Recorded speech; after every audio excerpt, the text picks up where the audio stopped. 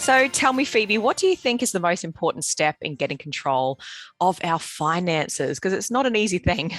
Look, it's not an easy thing. And I think when I was falling down on it myself, and that was particularly hard because I'd worked in finance, so I was expected to be really good at it.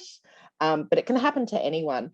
The most important thing, the very most important thing is your mindset and understanding that money's just a tool to get you where you want to go. It's not something that comes with a whole lot of emotions. It's not working against you or working for you. It's just a tool to get you the life you want to live.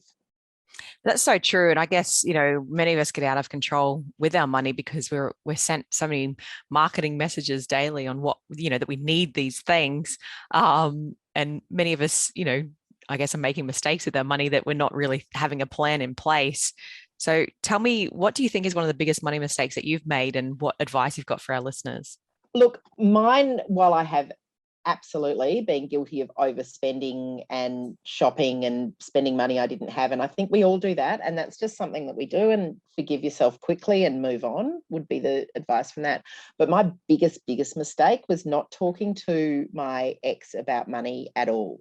So just letting him control the finances, believing in a lot of what he said and not having any kind of active participation in it basically meant that I was shelling out a whole lot of money because I was working and he was working without necessarily knowing where that money was going. And he wasn't doing the right thing.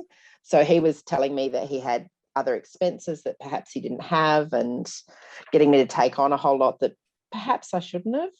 And if I'd have been able to have that very frank, hey, this is my money, this is your money, this is our together money conversation, it would have made things flow a lot better, particularly because we were in we'd both been divorced and we're in a second relationship. So I should have known better, but didn't. Hindsight's a beautiful thing, isn't It it? is.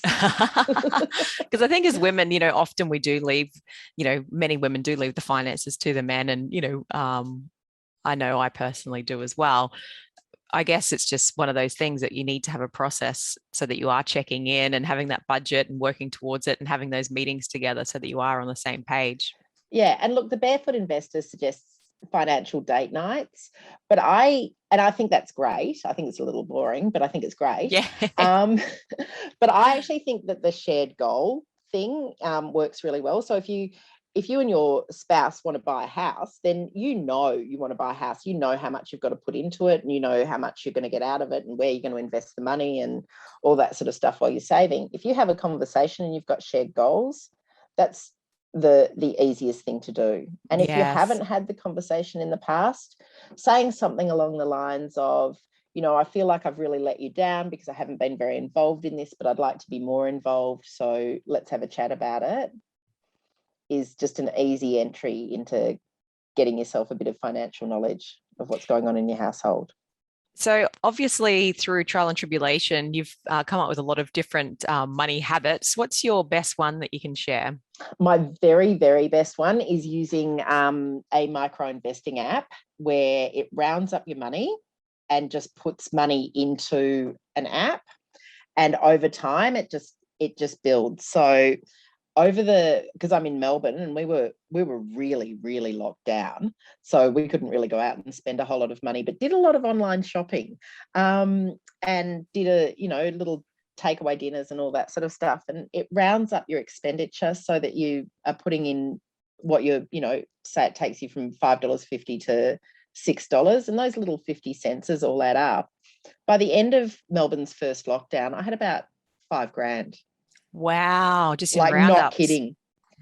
Not kidding. It was just weird. It was a lot of money because I put it across every account, including business accounts, because you can do that, but it takes it from one single account. And it was just yeah, I added a little bit to it now and then, but What's that app yeah. called? That one particularly is called Raise, and there are quite a few of them out there. Raise is good because it's different share investments and you can change it to suit you. I did very high risk, high return.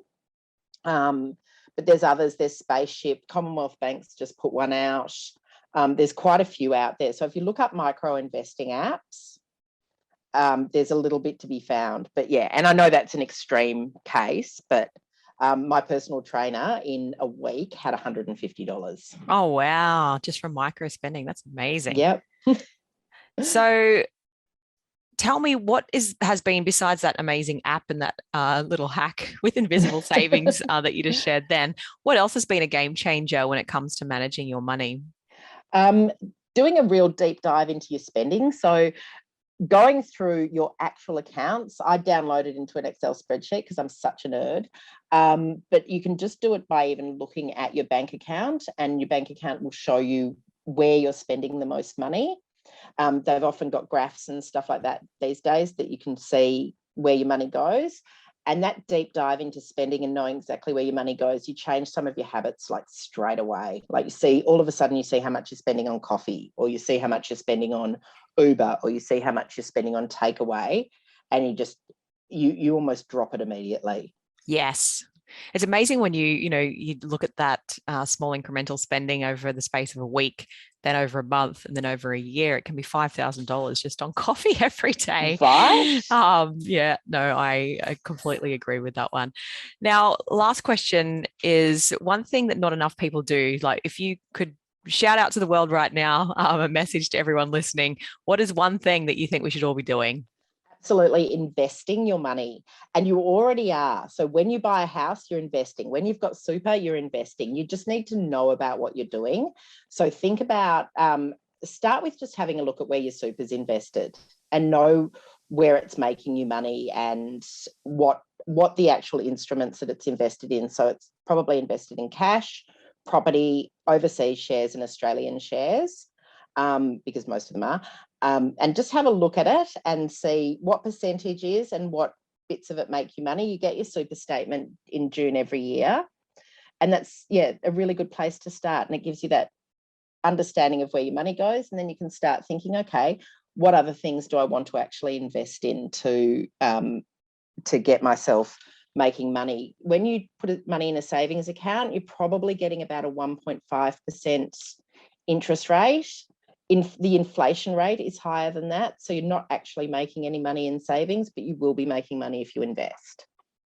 Yes. And I think that's one of the keys, right? Is looking at, what we spend our money on. Is it going to make us more money, or is it just costing us money? Yeah. Is it a must have or a nice to have? So now, Phoebe, you've also recently written The Happy Money Journey, which you can get at Dymocks and Amazon and off your website, et cetera, et cetera. Share a little bit about the reason behind that book.